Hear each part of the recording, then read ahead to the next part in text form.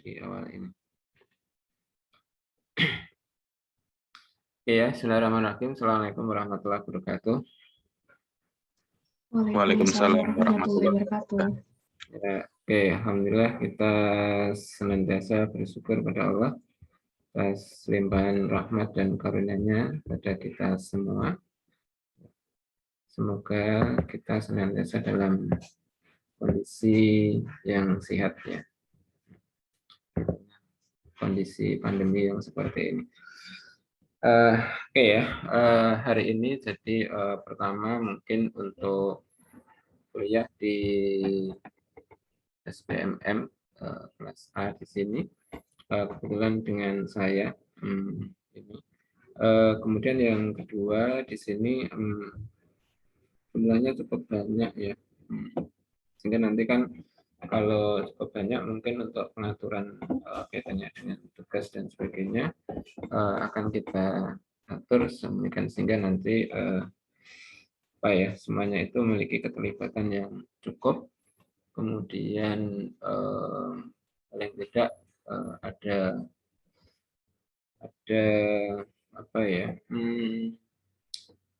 keefektifan terutama untuk kaitannya dengan bentuk itu. Oke ya.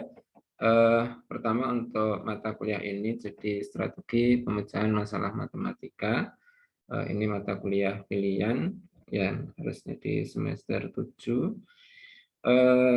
Ini sebenarnya kalau dikaitkan dengan bentuknya, mungkin kita hari ini tidak banyak dulu, tapi kita mungkin melihat beberapa hal yang terkait dengan mata kuliah ini karena mungkin semuanya sudah pernah mengenal, sudah pernah mendapatkan, sehingga nanti orientasi yang kita bangun di sini adalah mungkin memang tidak sekedar untuk menyelesaikan sebuah persoalan, tetapi kalau bisa lebih dari itu. Ya, jadi mata kuliah SBMM di sini sebenarnya kalau dari isinya itu memang orientasinya adalah membahas jadi langkah-langkah pemecahan masalah dan strategi atau teknik yang digunakan dalam menyelesaikan satu masalah. Nah, masalah apa? Jadi masalah matematika. Cuma mungkin barangkali ketika matematika itu dikelompokkan menjadi beberapa rumpun.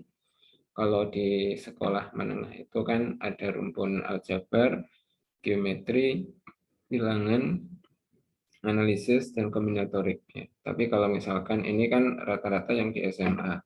Kalau di SMP biasanya kan lebih banyak pada aljabar, geometri, aritmatika, dan statistik. Ya. Jadi kombinatorik bisa include di sana, kemudian analisis itu include di aljabar. Jadi awalnya adalah bentuknya seperti itu. Nah,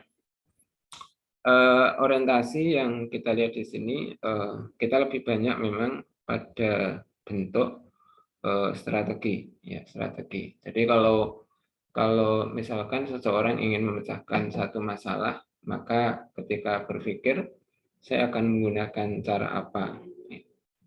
Nah, ketika memunculkan satu strategi sebenarnya juga ada satu hal yang mungkin barangkali muncul lebih duluan, itu kan adalah intuisi ya. Intuisi itu kan artinya yang kita lihat itu kan ketika kita dihadapkan satu persoalan, ya mungkin secara spontanitas itu muncul ide atau gagasan, itu kan intuisi yang berjalan. Cuma nanti apakah intuisi itu akhirnya diikuti dengan pola pikir atau proses berpikir yang baik. Nah, itu sebenarnya kan tergantung dari berapa banyak konsep yang sudah dimiliki atau konsepsi yang sudah ada di dalam diri kita. Jadi seperti itu. Nah, sehingga mungkin nanti kalau kita kelompokkan ini, tapi nanti kalau misalkan nanti di dalam bentuk materi itu adalah kaitannya dengan materi yang ada di SMP atau yang ada di SMA, maka nanti kita akan menyesuaikan dengan mungkin KD-KD yang ada di sana. Jadi secara tidak langsung itu lingkupnya itu ini. Cuma nanti bagaimana nanti bentuknya itu, maka sebenarnya adalah di sini kita akan bicara tentang masalah matematika. Ya. Kemudian langkah pemecahan masalah matematika, mungkin 1-2 ini kan sedikit pengantar di situ. Ya, kemudian nanti strategi pemecahan masalah matematika. Kemudian di dalam strategi ini kita bicara mungkin jenis-jenis strategi, jenis-jenis strategi pemecahan masalah matematika. Kemudian kalau di sini bicaranya secara umum, penekanannya itu adalah pada jenisnya. Kemudian kalau di sini ini lebih menekankan, mungkin kalau kita kaitkan dengan bentuk khusus yang ada di bilangan, aritmatika, kombinatorik, ya, geometri, memang mungkin barangkali memiliki karakteristik yang khusus. Nah, ini kita bicarakan di sini. Nah, sebenarnya gini, orientasi yang muncul sebenarnya awal dari mata kuliah ini kan awalnya memang ketika kita dihadapkan pada satu persoalan. Jadi kalau mungkin mengajar dengan soal yang rutin, mungkin barangkali kan sudah biasa, tapi ketika soal yang rutin itu adalah hal yang mungkin barangkali perlu kita kembangkan. Nah, awalnya kan dari situ karena awalnya adalah ketika mungkin kaitannya dengan di bidang matematika ada sejenis kayak OSN, kemudian PISA dan sebagainya di situ, maka sebenarnya kan orientasinya awalnya ke sana. Tetapi ketika kurikulum yang baru sebenarnya kan sudah berorientasi pada pembelajaran itu kan menekankan pada ini ya, artinya kan berpikirnya tingkat tinggi, jadi hot di situ. Maka tidak mau sebenarnya kan seorang guru itu kan dituntut untuk pertama kan mampu memecahkan mungkin beberapa persoalan yang terkait dengan HOTS. Ya. Tapi di samping itu kan mampu mengkonstruk, utamanya adalah mengkonstruk soal, mungkin dan analisis pemecahannya. Nah, ini berarti kan artinya ketika kita nanti mengenal, kemudian nanti mungkin bisa menyusun, ya, kemudian bisa menentukan penyelesaiannya atau menganalisis bagaimana seseorang yang menyelesaikan itu. Dia menggunakan strategi apa, kemudian benar atau enggak, itu kan berarti termasuk mengevaluasi, ya, mengevaluasi. Mungkin tuntutannya di sini ini ya, apalagi nanti ada beberapa perubahan. Nah, kalau buku yang biasanya ini beberapa rujukan sebenarnya banyak ya. Jadi kalau bukunya, kalau atur ini biasanya digunakan oleh orang-orang yang membimbing di Olimpiade Matematik, itu biasanya mengambil dari buku ini, jadi Springer ini. Tapi ini textbooknya biasanya tidak mengelompokkan secara khusus, hanya dia itu membagi beberapa rumpun tadi. Jadi ada analisis, ada bilangan, ada kombinatorik dan sebagainya. Jadi hanya mengelompokkan itu, tapi tidak bicara strategi secara khusus. Ya, jadi hanya berupa soal dan pemecahannya. Kemudian yang kita gunakan nanti lebih banyak itu kalau bicara tentang strategi pemecahan masalah matematika ini, kita lebih banyak mengambil dari ini. Jadi Lawrence C. Larsen di sini. Ini juga dari Springer.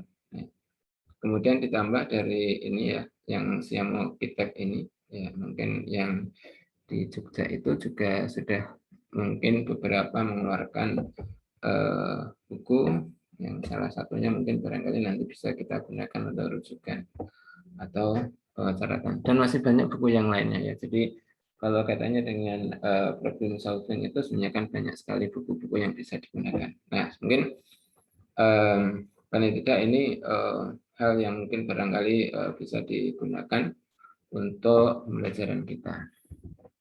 Ya, jadi kalau misalkan download dari beberapa sumber gimana ya nggak masalah. Jadi nanti mungkin untuk sumber-sumber yang terkait kita bisa diskusikan di situ.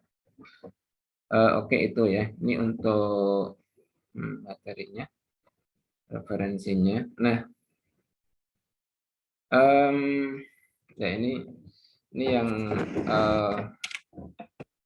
belum selesai saya mendesainnya, nanti otomatis kita kasih gambarannya dulu, cuma nanti proyeknya bentuknya seperti apa mungkin kita pastikan di minggu depan. Tapi intinya gini, mungkin saudara juga sudah mengikuti di perkuliahan yang lain, jadi mungkin juga sudah mendapatkan beberapa informasi.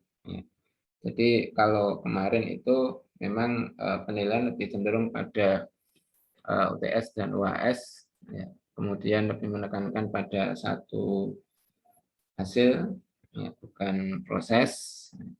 Maka di sini sekarang dituntut untuk menghasilkan satu produk. Tapi kalau untuk mata kuliah ini memang dari awal sudah sedikit banyak menghasilkan produk. Biasanya kan kalau kita minta setelah kita belajar tentang materi itu, kemudian kita mencoba untuk menyelesaikan menggunakan beberapa strategi, kemudian kita juga bisa menilai strategi apa. Jadi artinya kan ketika nanti kita bisa memberikan tugas itu, nanti dari tugas itu kadang kan kita atau saudara diminta untuk menilai. Nah, misalkan apakah strategi yang dipilih, yang digunakan oleh kelompok itu sudah benar. Nah, itu kan berarti kan melihat apakah strategi itu sesuai dengan apa itu definisi atau mungkin sifat dari jenis strategi yang ada. Kemudian baru nanti mencobakan di sekolah misalkan diteskan kemudian dianalisis. Nah, itu berarti kan artinya ada mengenal, kemudian mengkonstruk dan menilai, itu berarti sudah lebih baik. Jadi kalau kemarin kita lakukan itu, sehingga memang untuk UTS dan UAS itu memang kadang porsinya agak sedikit lebih kecil ya. Ya, jadi ini tuntutannya di LPPMP ya. Jadi kemarin saya membuatnya itu adalah 15, 25, 60 ya. Tapi berdasarkan dari arahan tadi itu minimal sama ya, 50-50. Jadi antara partisipasi, project dan kognitif itu 50-50. Karena project itu sendiri sudah bisa dilihat dari segi kognitifnya ya. Jadi nanti ada unsur kognitifnya di situ. Ini mungkin bentuknya nanti kurang lebihnya seperti ini ya. Sehingga nanti mungkin harapannya semuanya bisa menyesuaikan dengan kondisi ini. Dan yang kita harapkan sebenarnya kan ada dua hal ya, ada dua hal ketika kita belajar sesuatu itu mesti outputnya adalah tetap mahasiswa itu memiliki pemahaman yang baik, berarti lulus dengan baik, outcome ya. Kalau memang nanti artinya dia akan bekerja di dunia pendidikan terutama matematika, ya harapannya memberikan kontribusi di sana. Itu berarti kan output dan outcome. Ya. Jadi harapannya itu tidak mempersulit, tetapi mungkin agar barangkali yang diharapkan dari Kemendikbud ya, sama nanti kalau di sini kan langsung ke LPPMP, jadi yang membuat peraturan di UNS itu kan mesti lewatnya di LPPMP. Jadi artinya semua wadah di situ untuk kaitannya dengan pembelajaran itu produknya harus sesuai dengan itu. Nah, ini harapannya bukan mempersulit tapi mempermudah. Ya, jadi seperti itu. Itu mungkin yang kita harapkan juga nanti tidak terbebani. Karena kalau dipertimbangkan itu kan kalau semuanya ada produk ya, Anda ambil 24 mata kuliah, tetapi mungkin hitungannya gini, kalau pertimbangannya sesuai itu kan kalau satu mata kuliah misalkan satu SKS itu kan 50 untuk tatap muka. Jadi seperti ini.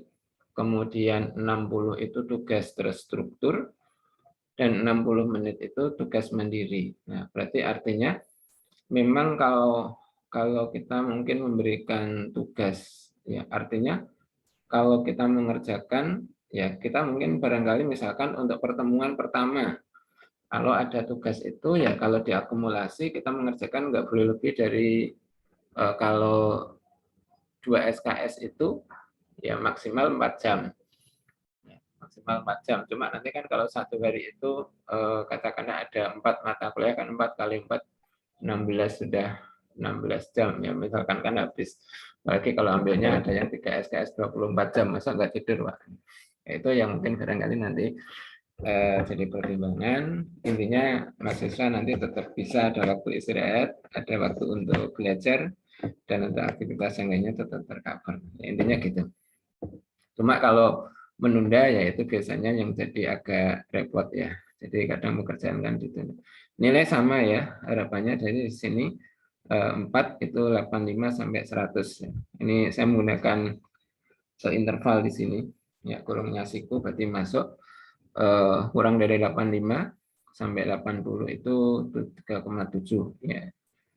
Ini rata-rata ini, kemudian 80 kurang dikit ya, berarti 75 sampai sini itu 3,3. Ya, ini tetap berlaku. Nah, itu sehingga nanti kalau kaitannya dengan bentuk ini, kalau partisipasi itu biasanya nanti bisa diwujudkan kontribusi di dalam perkuliahan. Maka kan kalau ini pertama juga wajib hadir 75%. Di dalam kehadirannya itu mungkin ada partisipasi, kontribusi, misalkan berpendapat, berpikir kritis di dalam perkuliahan itu juga artinya masuknya di kelompok ini. Sehingga itu yang diharapkan ini artinya kemarin kalau diceritakan itu biar dalam satu semester kuliah itu ya tidak diam terus ya, tapi mungkin ngomongnya boleh secara lisan itu kalau ada waktu, kan nggak ada waktu kadang ya, karena ini 41 orang itu kan kalau kita zoom juga nggak ada waktu mungkin, tapi bisa secara tertulis. Jadi komunikasi matematik itu kan bisa secara lisan atau tertulis ya, misalkan menanggapi lewat chat atau bertanya lewat chat, ya itu berarti kan ada kontribusi di situ ya.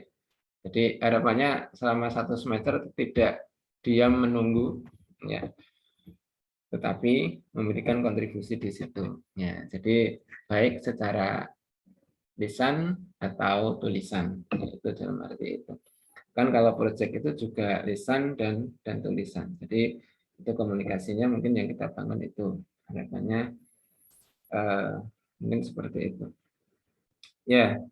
Kemarin nggak ada remedi, tapi ketentuannya memang kalau nilai kurang dari 60 atau 70 itu boleh diberikan remedi. Jadi ini tergantung kondisinya, boleh diambil, boleh tidak ya. Jadi diambil, ya berarti artinya kan kalau diambil itu mesti ada faktor risiko ya. Mengambil remedi itu kan mesti faktor risikonya kan mesti ada keterbatasan dalam perolehan ya. Saya harapkan ini tidak usah diambil remedi. Ya. Jangan ada yang berpikir di awal saya akan mengambil ini, ya, nggak usah diambil lah. Kita sudah ke kelompok yang ini aja. Kira-kira begitu, gitu ya. Oke, mungkin ada pertanyaan dulu. Mungkin barangkali pertanyaan-pertanyaan kalau tidak belum saya jawab nanti saya jawab untuk minggu depan. Tapi saya tampung dulu kalau ada pertanyaan. Monggo. Ada pertanyaan? Kah? Belum ada. Belum ada. Oke. Oke. Ini jadwal kita itu Jumat sore ya. Saya selalu menghindar dari jadwal itu, tapi saya selalu dapat itu. Ya, mudah-mudahan yang namanya kalau orang Jawa itu gedeng nyambing itu ya mungkin ini ya. Jadi saya tidak suka diberi jadwal Jumat sore, tapi selalu dapat. Ya. Kemarin kalau yang mikro teaching atau apa kemarin itu. Ya sehingga nanti gini maksud saya, kalau misalkan nanti ternyata sore itu kadang-kadang kan memang banyak kendala, banyak gangguan, kadang-kala hujan deras pun sinyal hilang, itu mungkin nanti kita carikan alternatif untuk menggantinya. Ya. Sehingga nanti disepakati aja kalau misalkan nanti ternyata Jumat sore ada halangan ya mestinya kita bisa mengganti. Kalau kemarin kalau misalkan tidak bisa di hari yang lain ya gantinya kadang malam atau kadang Sabtu. Kira-kira gitu. Oke, belum ada ya. Oke. Oke, kalau belum ada mungkin ini kita memberikan pengantar sebentar mungkin untuk apa ya istilahnya itu mengingat-ingat kembali atau mungkin mencoba mencermati bersama ya.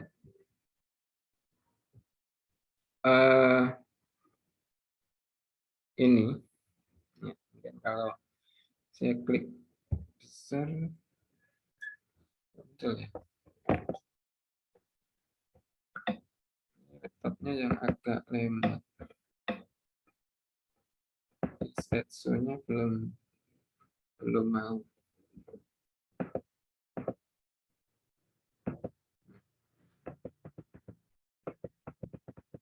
Belum mau.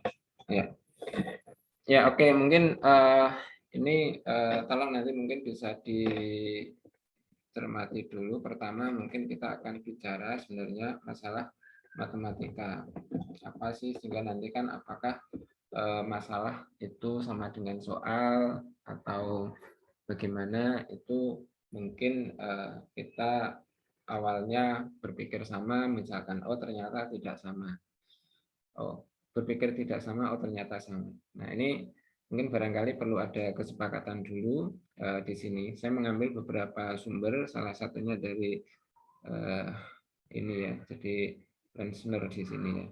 Jadi pertama, setiap tugas matematika itu dapat diklasifikasikan sebagai latihan atau masalah. Jadi exercise ya, atau problem di situ ya. Nah, kalau latihan itu adalah tugas yang prosedur pemecahannya itu sudah diketahui, itu namanya latihan. Biasanya itu diselesaikan dengan menerapkan satu atau lebih prosedur komputasi secara langsung. Nah, sedangkan masalah kalau di sini itu bentuknya itu lebih kompleks karena strategi yang digunakan atau untuk mendapatkan solusi itu mungkin tidak langsung terlihat. Jadi memecahkan masalah itu membutuhkan beberapa tingkat kreativitas atau originalitas. Jadi bukan hafalan. Jadi kalau misalkan kemarin sudah dapat itu, kemudian kita berikan akhirnya satu kelas karena dia sudah pernah mencoba, dia bisa sendiri, yang lainnya tidak. Tapi dalam hal itu mungkin yang tahu itu masalah atau tidak kan kita. Karena di situ kan begitu tek, oh saya sudah bisa. Itu berarti sebenarnya kan bukan masalah. Jadi tidak originalitas ya. Jadi originalitasnya di situ adalah mesti ada tantangan di situ. Ya, di pihak pemecahan masalah itu. Jadi ini kan kreativitas atau originalitas di pihak pemecah masalah. Jadi pada pribadi memang kembalinya. Ya, jadi kembalinya pada pribadi. Nah, sebelum masuk di ilustrasi, mungkin bisa dilihat kadang orang berpendapat yang sama seperti ini. Ya.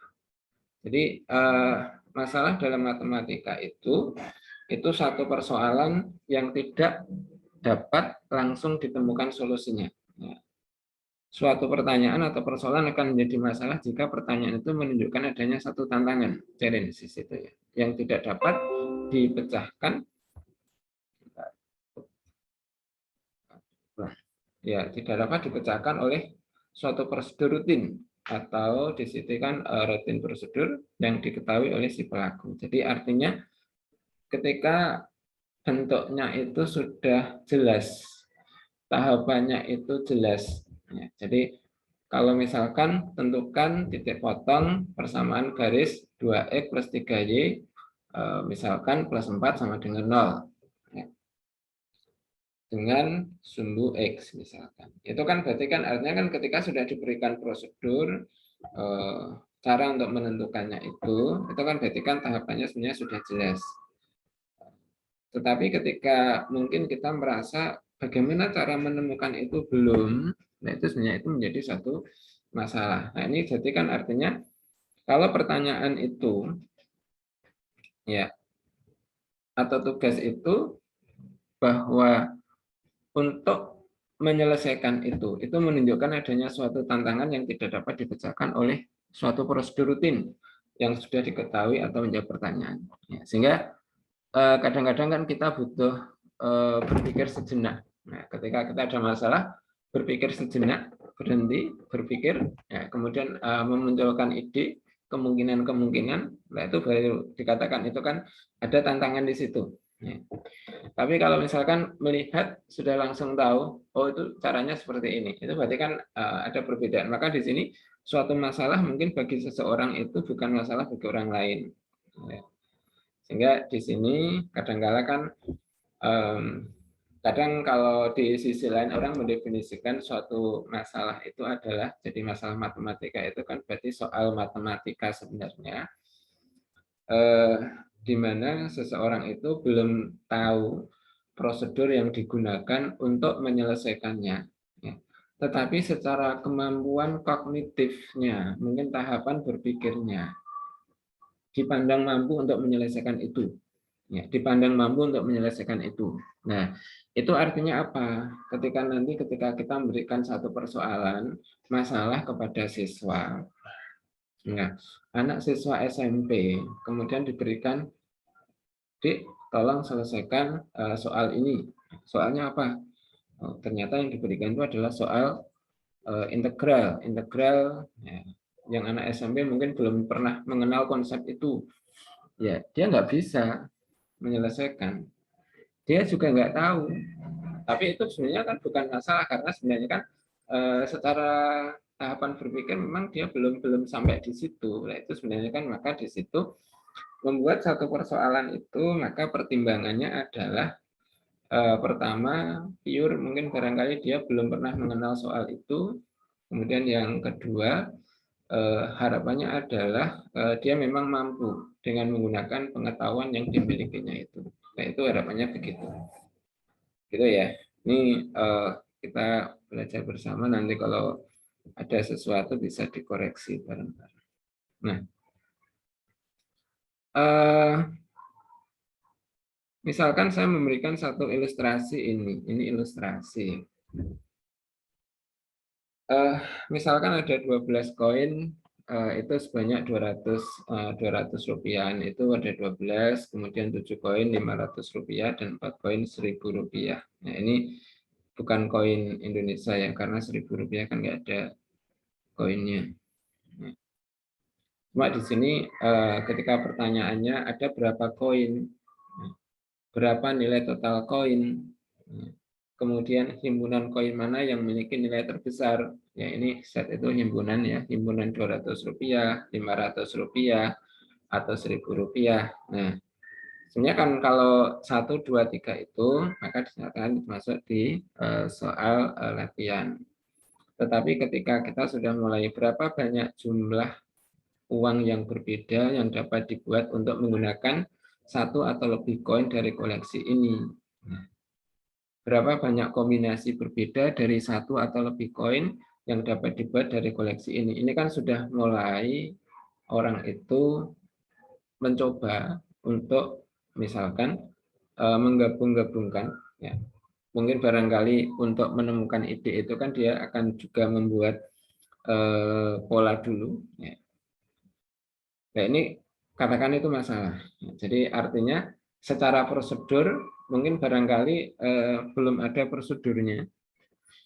Tetapi di situ kan mungkin barangkali dengan kondisi dari persoalan itu adalah anak bisa melakukannya. Karena pertama dia sudah mengetahui koin 200, koin 500, kemudian koin 1000. Kemudian sudah mengetahui pertama ada penjumlahan, ya, jadi penjumlahan bilangan ratusan, ya, itu sudah tahu, sehingga mengkombinasikan itu dia akan tahu.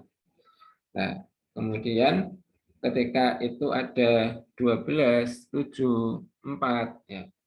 Ketika mengkombinasikan itu, karena bentuknya kan sama ya, di situ mungkin barangkali nanti kita hanya bisa melihat pola yang didapatnya. Sehingga nanti itu yang kita katakan mungkin bentuknya adalah masalah.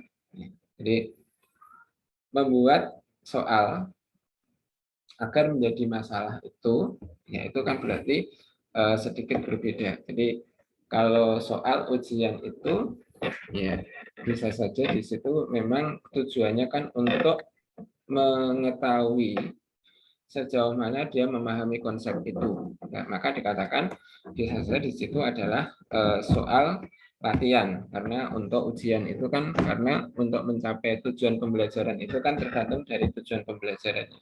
Ya, kira-kira begitu. Ya. Nah,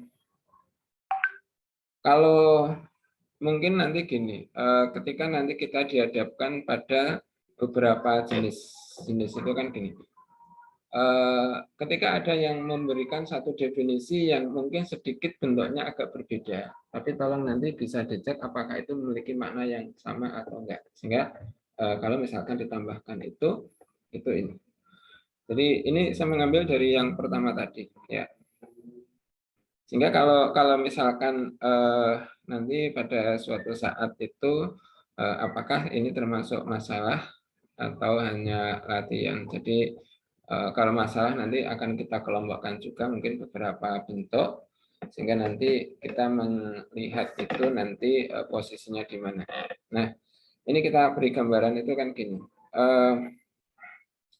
Ketika anak sudah bisa belajar tentang persamaan garis lurus, kemudian ada titik potongnya, kemudian dia juga diberikan menentukan persamaan garis melalui satu titik, kemudian bergradien tertentu, hubungan dua garis, ya, saling tegak lurus itu kalau sama-sama memiliki gradien syaratnya apa. Ya. Sehingga di sini kalau kita misalkan di sini, kira-kira soal nomor 1 yang atas ini sama nomor 2, kira-kira nanti kalau misalkan ini kita angkat menjadi satu persoalan. Kira-kira nanti apakah mana yang dipandang sebagai soal yang mungkin barangkali bisa digunakan untuk latihan pemahaman. Yang kedua mungkin barangkali di situ dikatakan masalah, ya, masalah secara umum tadi. Nah, kan kalau kita lihat ini, jadi kalau misalkan nomor 1, itu kan kalau kita selesaikan itu mungkin bentuknya ini ya. Jadi mungkin bentuknya ini. Jadi persamaan garis ini, ya, ini ketik sebentar. Memotong sumbu X, ya, kemudian memotong sumbu Y. Nah, berarti T adalah titik tengah AB. Maka kan kalau menjawab itu mesti ada prosedurnya. Pertama, tentukan titik potongnya dengan sumbu X dan sumbu Y, kan sudah jelas. Kemudian tentukan titik T. Oh ini sudah T ya, ini salah ngetik ya, ini harusnya T. Didapat T itu 3,2 misalkan. Oh sudah ketemu T. Persamaan garis melalui T. Persamaan garis melalui T. Ya, pertama berarti tentukan gradiennya ini dulu. Jadi persamaan garis melalui T dengan gradiennya adalah karena tegak lurus. Ya, berarti kan konsep yang mungkin barangkali hubungan dua garis tegak lurus ketika dipenuhi perkalian gradiennya jika ada itu adalah nilainya negatif 1. Ya. Maka didapat gradiennya itu. Nah, berarti kan persamaan garis melalui T dengan gradien ini adalah ini. Nah, ini kan berarti pertama, di dalam mengerjakan soal, walaupun ini mungkin secara tidak langsung ya, artinya apa ya, tidak langsung ketemu, tidak seperti langsung masakkan rumus misalkan. Oh, diketahui persegi panjang dengan panjang 3, lebarnya 4, tentukan luasnya misalkan. Itu kan sebenarnya kan hanya seperti mengingat saja, karena ketika rumus luas persegi panjang itu P kali L, maka tinggal masukkan ini. Nah, jadi ini prosedurnya jelas, tapi mungkin memang membutuhkan beberapa langkah. Ada cara lain enggak selain ini? Itu kan pertanyaannya itu.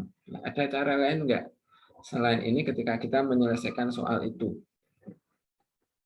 Jadi apakah ada cara lain yang dapat digunakan selain dari bentuk ini? Nah, kalau ternyata ini tidak ada, ya, berarti kan artinya kan prosedur itu tunggal dan memang jawabannya juga tunggal. Jadi itu yang kita namakan mungkin soal itu kan lebih cenderung pada bentuk yang seperti prosedural, ya, prosedural. Ya, sehingga nanti mungkin apakah kita kenal sebagai soal rutin atau yang non rutin. Nah, itu nanti ke sana. Nah, ini pertama ini. Nah, bagaimana soal yang kedua? Nah, mungkin kan kalau soal yang kedua, kalau diketahui dua lingkaran yang memiliki titik pusat, ini di P, ini di C. Nah, kedua lingkaran tersebut berpotongan di A. Ya, sebenarnya di A dan misalkan di F sini ya. Nah, perpanjangan PA itu memotong lingkaran yang pusatnya di C, di B. Nah, ini diperpanjang, memotong, sehingga ini menjadi tali busur di B. Kemudian, jika PA itu 3, PA ini 3, kemudian BC itu 4, kemudian PC itu 6, PC itu 6, ya. Maka berapa nilai API? Berapa nilai API? Hilang ya ketikan saya.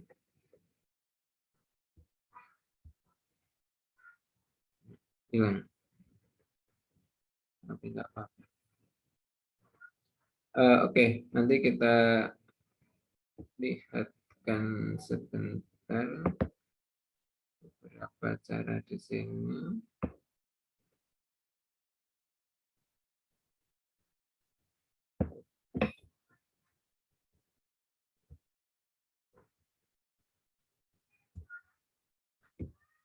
Nah, berarti kan di sini pertama mungkin kalau misalkan kita bisa saja di sini ketika kita habis mengajarkan pada konsep tertentu, ya, pada konsep tertentu itu biasanya itu juga dengan latihan, ya. Tetapi ketika nanti ternyata soal itu tidak nampak secara langsung, Jadi pertama,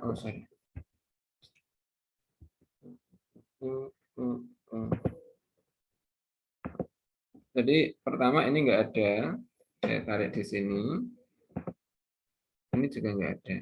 Nah, jadi kan ini, yang ada itu ini. Nah, pertama kalau kita melihat ini kan sebenarnya kan ada beberapa unsur yang hilang, yang tidak ada dan memang harus diketahui. Kalau tadi kan unsurnya diketahui semua. Misalkan gini, BC diketahui 4. Nah, secara tidak langsung di sini AC itu juga 4. Sehingga segitiga ini sama kaki ya, sama kaki.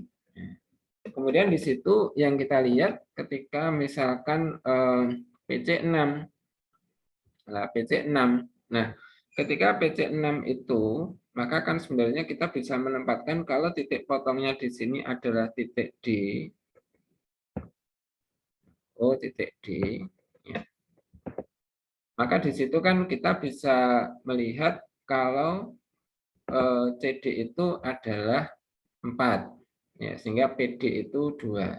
Nah, berarti kan seolah pertama kalau kita pandang di sini, ya, kita pandang di sini, ini kan seperti kalau kita memberikan konsep pada siswa. Jadi kalau nanti ada satu lingkaran, ya, kemudian ada 2 segmen tali busur yang berpotongan di luar, ya, yang berpotongan di luar di sini. Ya, ini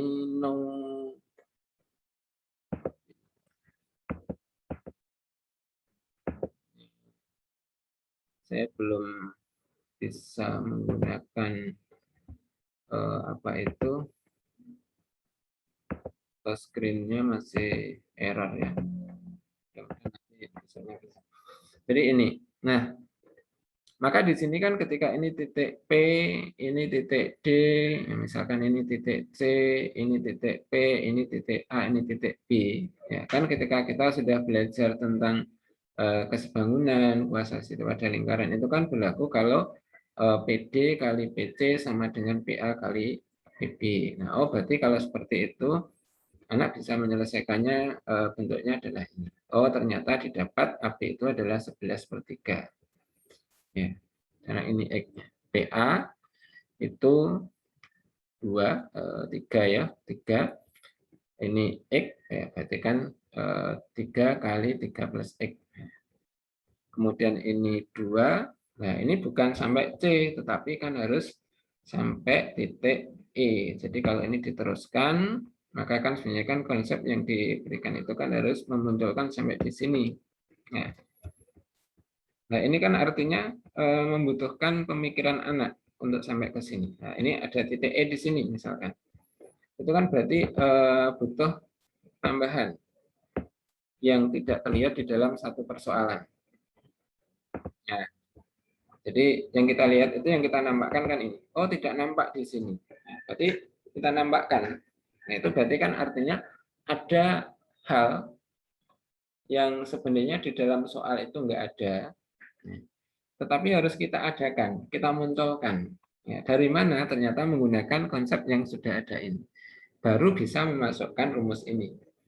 Jadi rumus ini dipakai itu kan kalau sudah memberikan kontribusi yang banyak ini. Tapi kalau soalnya ini sebenarnya kan soal yang seperti ini langsung, maka soalnya itu lebih cenderung pada latihan. Ya, jadi kalau sudah ada unsurnya di sini PA itu 3, misalkan PP itu 10, kemudian PD itu 2, sedangkan di sini berapa misalkan nilai X di sini ya. Itu kan berarti soal itu latihan. Tetapi ketika ini tidak muncul, berarti kan artinya ada sesuatu yang hilang. Tetapi di situ bisa dicari. Nah, itu kan berarti beda. Nah, ada bentuk lain, ya, bentuk lain, misalkan di situ kan, oh ternyata kemarin kita sudah belajar tentang teorema Stewart. Pandang segitiganya PCB, ini ada garis A, AC. Nah, berarti kan artinya ketika CB diketahui, AC tadi kan bisa dicari, ternyata itu adalah sama. Kemudian PC diketahui, berarti kan artinya AB itu tahu.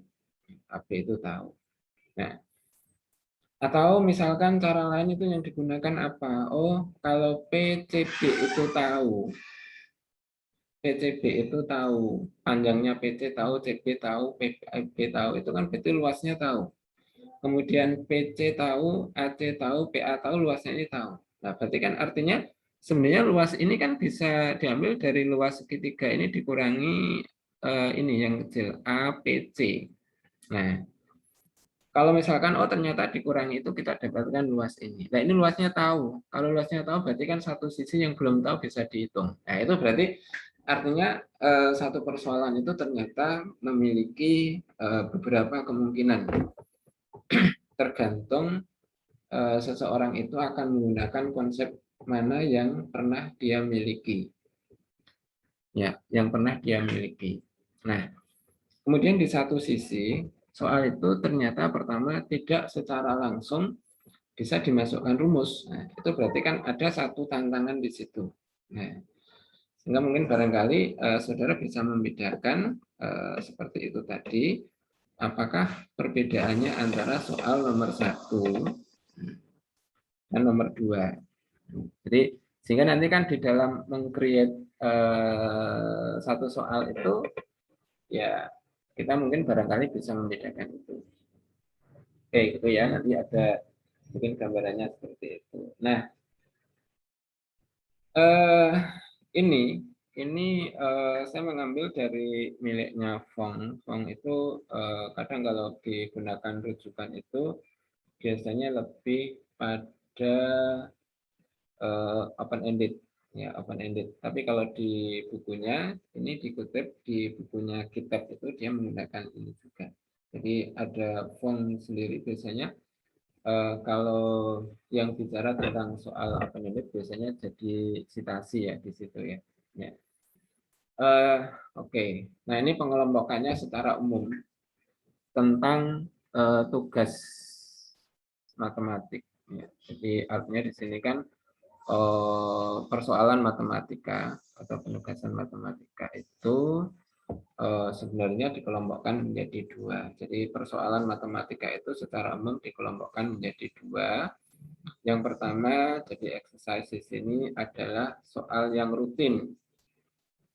Yang mengatakan soal rutin. Soal rutin itu soal latihan. Soal yang digunakan untuk mengukur ketercapaian satu hasil pembelajaran. Soal yang mungkin barangkali prosedurnya sudah jelas. Jadi artinya langkah-langkah pemecahannya itu nampak. Nah, Tetapi yang kedua itu adalah problem, masalah. Ya, jadi soal yang dikelompokkan dalam bentuk masalah. Nah, masalah ini masih dikelompokkan menjadi dua. Satu, dia berbentuk tertutup. Jadi ada closed struktur di sini. Kemudian yang kedua itu adalah open-ended struktur di sini. Jadi artinya struktur persoalannya di sini adalah bentuknya terbuka, yang satu tertutup. Ya, jadi tertutup. Nah, sebenarnya dikatakan kata kunci tertutup itu biasanya lebih cenderung pada hasil ya. Kadang-kadang pada hasilnya itu atau mungkin juga prosedurnya itu juga nggak banyak cara yang digunakan. Juga hasilnya itu kadang tunggal. Jadi lebih banyak di situ. Walaupun di situ memang ada tantangan. Ya, jadi ada tantangan yang diberikan di situ. Ya. Kemudian kalau open itu memang lebih dikatakan memang bentuk soal terbuka. Ya. Maka dikelompokkan menjadi dua di sini. Jadi sejumlah tantangan. Jadi kontennya itu bisa khusus spesifik. Ya. Kemudian di sini yang menekankan pada proses. Jadi strategi heuristik di sini yang digunakan untuk memecahkan. Walaupun misalkan memang menggunakan penalaran kemampuan analisis dan sebagainya, tapi di sini lebih menekankan pada struktur pemecahan. Jadi proses langkah yang lebih diutamakan tahapannya di situ. Nah, kemudian kalau open ended di sini ini terbagi secara umum menjadi tiga ini. Jadi ada short open ended question, ya, sehingga dikatakan di sini kan sebenarnya lebih banyak yang bicara di sini itu mungkin bentuk-bentuk persoalan atau pertanyaan yang open ended, sehingga dikelompokkan bisa menjadi tiga atau berapa ya, sehingga bisa itu. Kemudian ada applied real life problem. Jadi ini lebih pada kalau misalkan di persoalan PBL, ya, jadi penerapan persoalan di situ kan lebih pada kehidupan sehari-hari. Jadi ini. Kemudian ada mathematical investigasi. Ya, ini kalau namanya investigasi kan ada penyelidikan, sehingga nanti lebih cenderung mungkin pada perorangan. Jadi keterangannya adalah seperti ini. Ya, mungkin barangkali nanti saudara bisa mencermati dulu, membaca, mungkin barangkali nanti juga bisa didiskusikan. Cuma ini artinya kan pengelompokan ya, pengelompokan saja, sehingga nanti ketika kita mungkin barangkali bisa menjadi inspirasi, kita itu mau mengkonstruk yang seperti apa sih soal itu. Nah, ini yang tadi katakan pertama, kalau exercise itu kita katakan sebagai soal rutin, ya, soal yang diberikan sebagai praktek di akhir pembelajaran dan dapat diselesaikan secara langsung menggunakan prosedur atau keterampilan yang baru saja dipelajari. Ya, jadi rata-rata itu kan bentuknya mesti agak spesifik, ya, agak khusus, sehingga nanti kan kalau kemarin kita misalkan belajar tentang pembelajaran grup investigasi, ya, di mana di situ kan kalau bisa melibatkan beberapa konsep atau mungkin terintegrasi dengan beberapa rumpun. Nah, itu berarti kan sebenarnya tidak cocok untuk di sini. Ya. Kemudian kalau tadi problem, ya ini kalimat lain yang bisa mengatakan bisa seperti ini. Pertama, tidak memiliki solusi segera. Jadi artinya tidak ditemukan langsung solusinya, tidak tahu prosedurnya. Dan orang dihadapkan itu mesti sebagai tantangan dan perlu berpikir sesuai untuk menanganinya. Nah, ini kan ungkapan kalimat lain yang mungkin sedikit berbeda dengan kalimat yang di depan, tapi kan maknanya sama. Jadi bukan tidak memiliki solusi, sebenarnya di sini kalimatnya adalah belum diketahui prosedur untuk menemukan solusi. Ya. Jadi tidak memiliki solusi segera itu artinya kan tidak langsung ketemu caranya. Ya, jadi ibaratnya kalau diberikan soal tidak langsung klik ingat. Nah, tapi mungkin barangkali wah ini gimana ya? Nah, itu berarti sudah mulai ada satu hal yang barangkali ini dia belum pernah menemukan soal itu, kemudian caranya belum ketemu, dia akan mencoba untuk menghubungkan dengan sesuatu yang mungkin barangkali sudah ada di dalam pikirannya. Nah, ini sehingga dikatakan itu menjadi satu challenge itu, satu tantangan, dan perlu berpikir sejenak untuk menanganinya. Ini berarti problem. Ya. Jadi kalau Anda punya problem, ya berarti kan mesti belum ketemu solusinya ya. Kalau sudah ketemu solusinya kan bukan problem. Jadi problem Anda hari ini apa misalkan. Nah, itu kan berarti kan artinya ketika belum, ya berarti itu masih menjadi problem. Maka dulu kan gini, ada istilah kenapa munculnya masalah. Ya, jadi kenapa sih? Nah, atau mungkin apa yang menjadikan itu adalah masalah? Ya, kalau secara umum itu kan masalah itu ada kesenjangan. Ya. Kesenjangan antara harapan dan kenyataan itu masalah. Ya. Jadi kesenjangan antara harapan dan kenyataan itu kan kalau secara umum orang mengatakan itu ya. Jadi artinya misalkan ketika kita menginginkan sesuatu ternyata tidak terjadi. Nah, kita berharap misalkan perkuliahan mungkin kita punya bayangan yang berbeda. Harapannya adalah seperti ini. Ternyata kenyataan tidak. Itu kan masalah. Jadi kesenjangan antara harapan dan kenyataan. Karena kenapa yang dikatakan itu jadi masalah ya? Karena kenyataan itu selalu lebih baik dari harapan ya. Dari bayangan maksudnya. Jadi bukan dari kenyataan. Jadi bayangan itu selalu lebih indah dari kenyataan. Itu kalau kita berpikir untuk yang baik, tetapi sorry ya, tapi kalau misalkan atau orang yang mungkin berpikirnya kurang ini, kadang-kadang kan ketika sudah membayangkan yang jelek dulu, akhirnya tidak berani untuk bertanding. Nah, itu kan menjadikan orang itu tidak produktif dan tidak memiliki keberanian karena sudah membayangkan yang jelek dulu. Jadi bayangkan yang baik aja, mudah-mudahan kenyataannya mengikuti bayangan Anda. Gitu ya, itu yang terbaik. Kemudian ini yang tadi kalau dituliskan nanti mungkin bentuknya seperti ini. Jadi dia sudah terstruktur dengan baik, dirumuskan dengan jelas, di mana ada satu jawaban yang benar dan selalu ditentukan dengan beberapa cara yang tetap dari data yang diperlukan.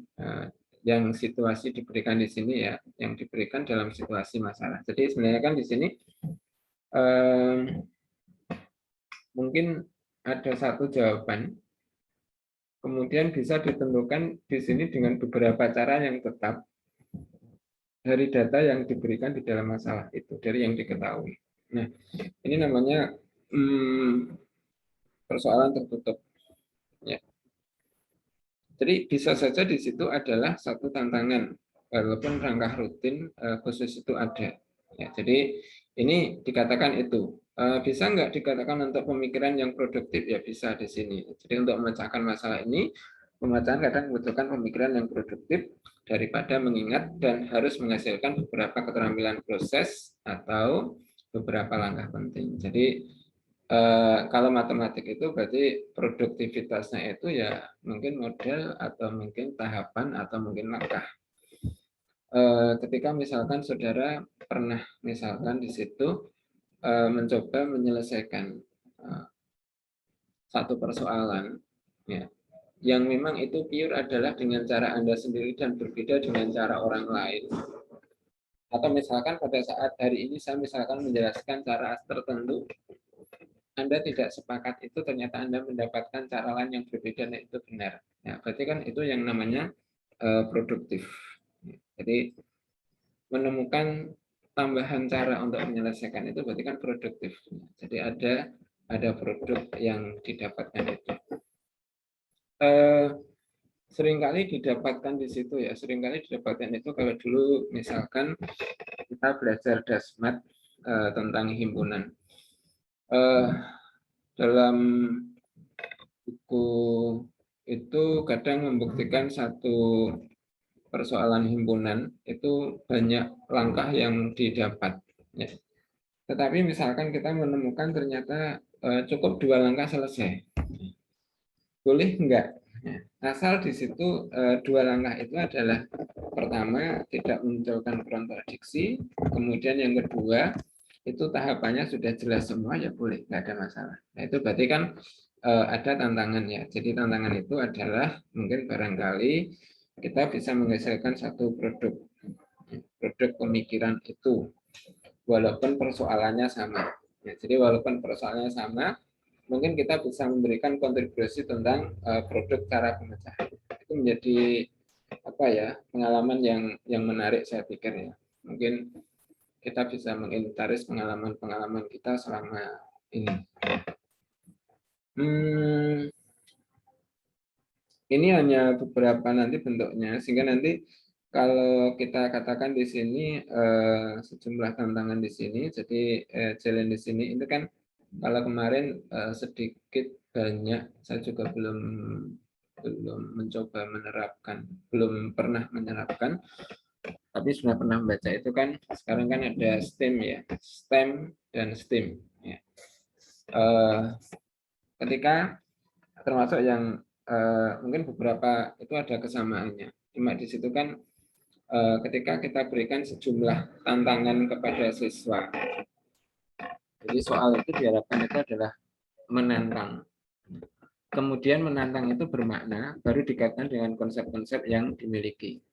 Sehingga orientasinya di situ. Mungkin kalau ini cuma mengintegrasikannya itu pembelajaran STEM itu karena di situ terintegrasi dengan beberapa mapel, maka kurikulumnya menjadi harus berubah. Nah, itu mungkin barangkali yang belum bisa diterapkan. Jadi kalau di Indonesia mungkin baru masih sejauh proses ya, proses, kecuali kalau ada sekolah tertentu yang mencoba untuk menerapkan itu, berarti mengintegrasikan kurikulumnya sehingga nanti mungkin berbeda dengan sekolah yang lain. Ini, nah kemudian kalau ini yang kita katakan nanti non rutin, ya, mungkin barang ini ada penekanan nanti non rutin problem. Nah ini kita tekankan mungkin barangkali nanti harapannya yang kita konstruk itu pertama mungkin adalah soal yang non rutin, ya, dengan strategi tertentu. Nah ini adalah masalah yang tidak familiar dan tidak spesifik domain untuk topik apapun dalam silabus yang membutuhkan strategi heuristik untuk mendekati dan menyelesaikannya. Jadi masalah ini seringkali memuat banyak kasus untuk diatur dan dipertimbangkan oleh siswa. Ya. Ini artinya masalah yang tidak familiar, ya. Berarti artinya kan dia tidak mengenal tentang masalah itu. Mungkin prosedurnya juga belum jelas, ya. Jadi artinya di sini yang kita katakan non rutin. Jadi kalau yang exercise tadi itu masuknya di rutin, prosedurnya jelas. Ini mungkin prosedurnya tidak jelas. Bisa saja di sini walaupun non rutin itu spesifik, tapi mungkin menekankan pada yang tidak spesifik domainnya. Jadi artinya di situ mungkin ketika kita membuat soal tentang persamaan garis, tapi melibatkan konsep-konsep yang sebelumnya pernah dimiliki, itu berarti sebenarnya kan bukan menambah persoalan siswa, tetapi mencoba mengkaitkan dengan apa yang sudah dimilikinya. Nah itu berarti non rutin, karena merecall kembali apa yang sudah kita dapatkan itu kadang sulit. Mengingat kembali itu sulit ketika memang di dalam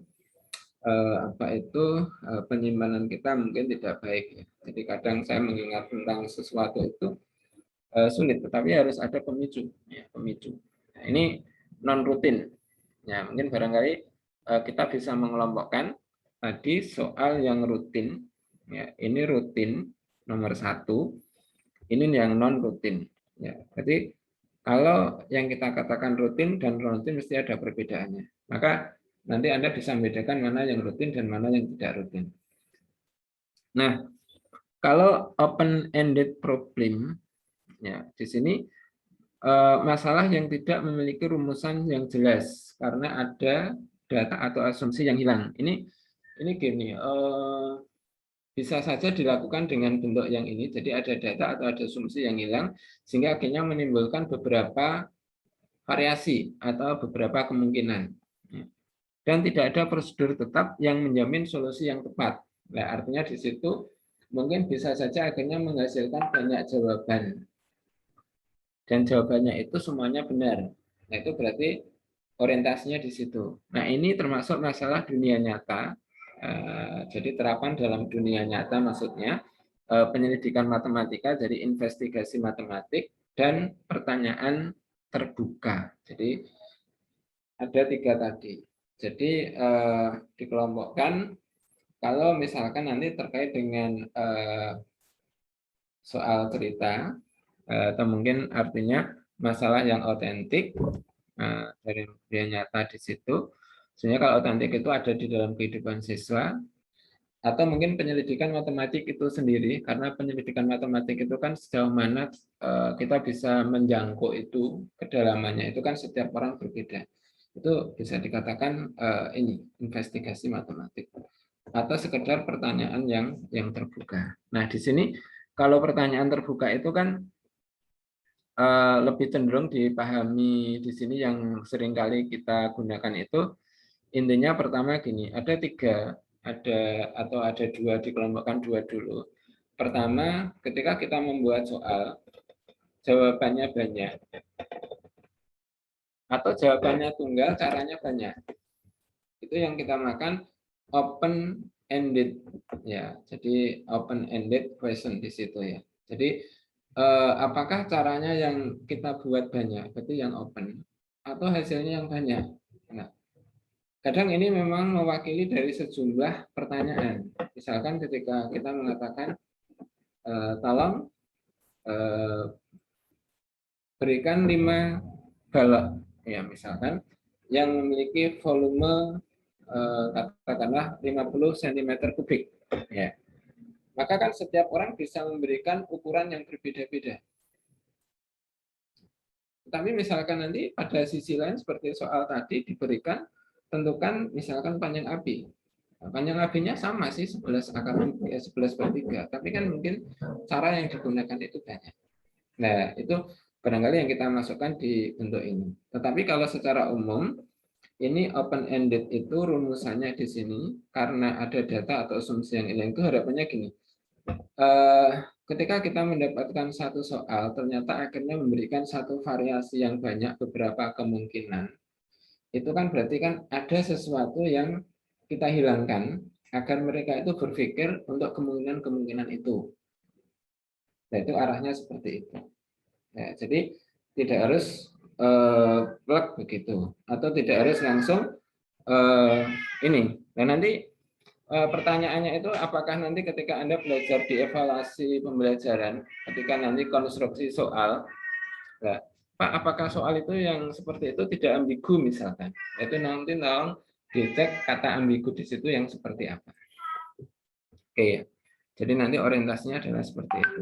Sehingga nanti ketika kita kaitkan dengan bentuk ini, maka kita bisa melakukan untuk proses ini. Sehingga nanti ketika applied real world problem di situ, itu masalah yang terkait dengan situasi yang ada sehari-hari.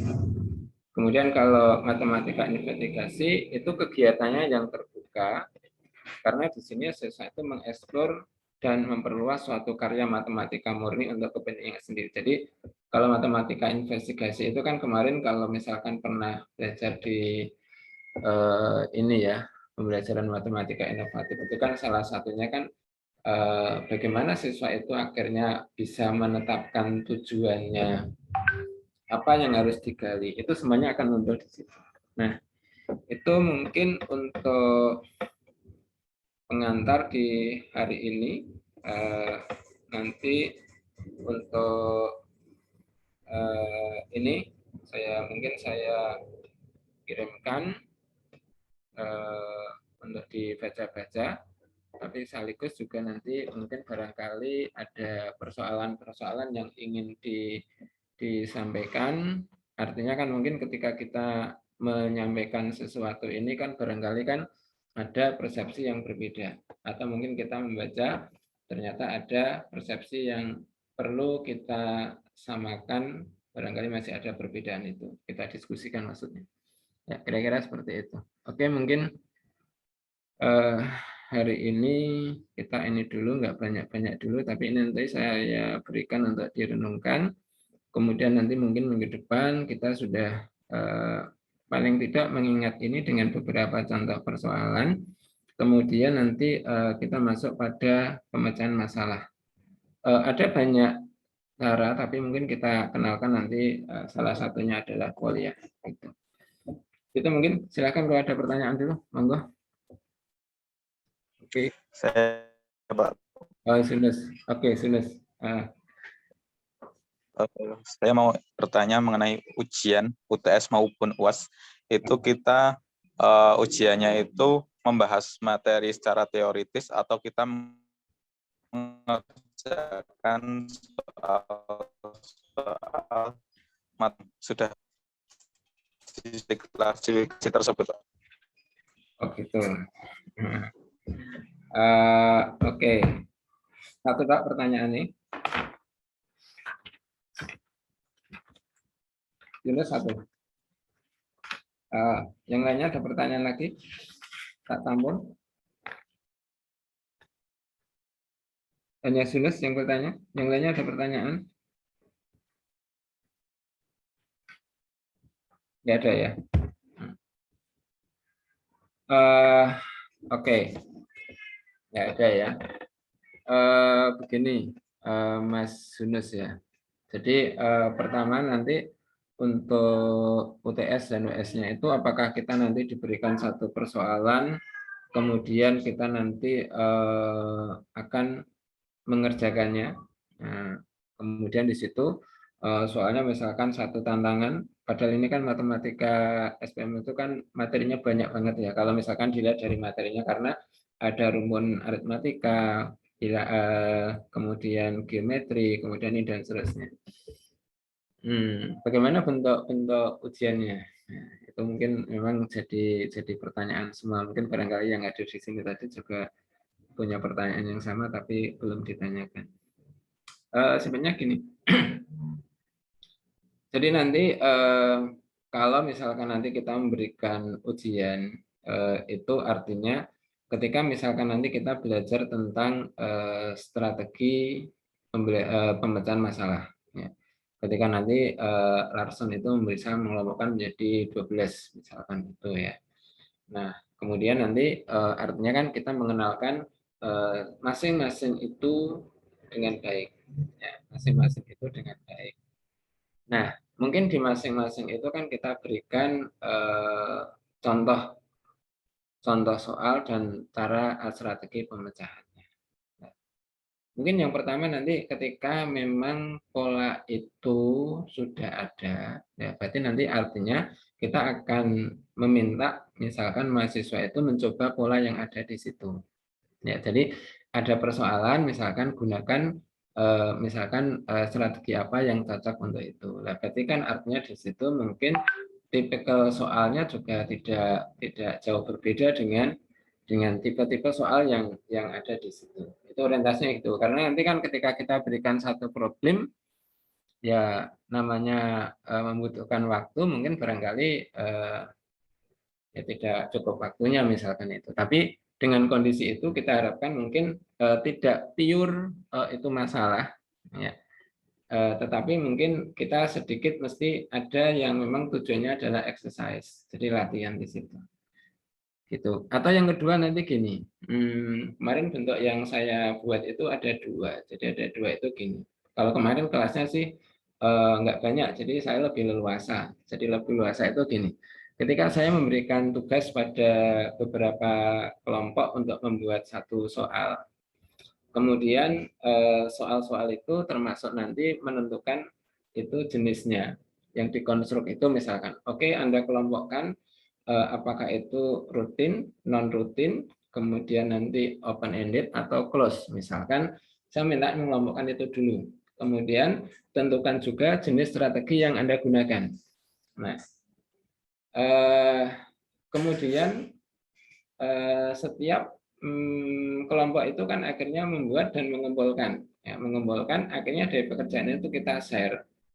Nah, kita share. Kita hanya meminta untuk menilai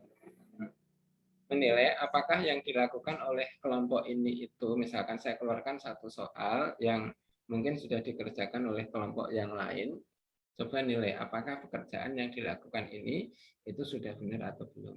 Jadi artinya di situ kan kita melihat konstruksi yang dibuat, kemudian jenis dan berikan alasannya. Jadi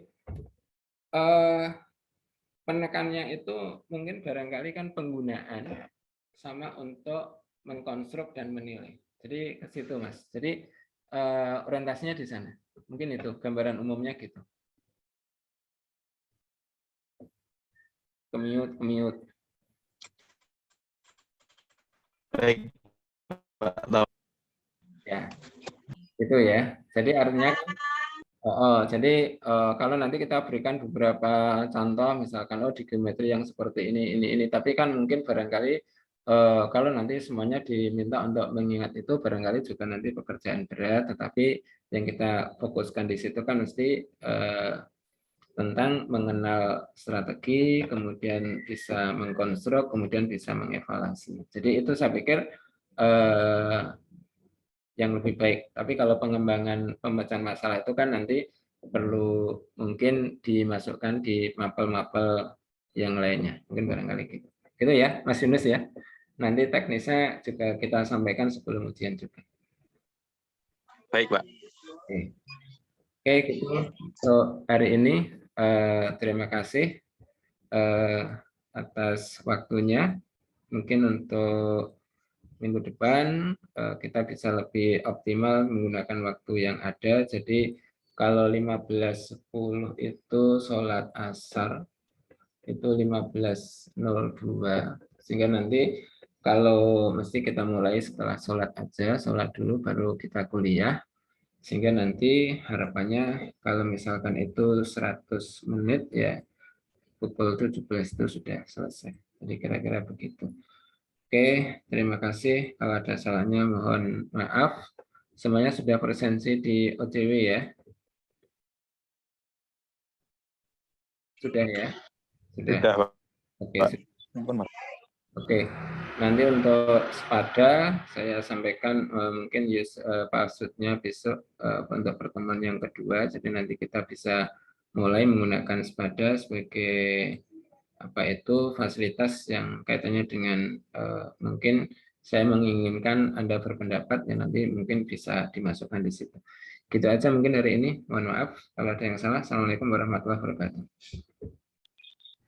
Waalaikumsalam warahmatullahi wabarakatuh. Terima kasih Pak Bapak. Sama-sama.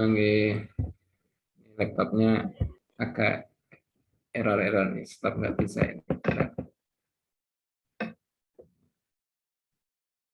Oke, monggo bisa live. Ini saya nunggu proses laptopnya agak sedikit trouble kayaknya. Sudah dibuka dari pagi. Bukan dari pagi sih, dari malam.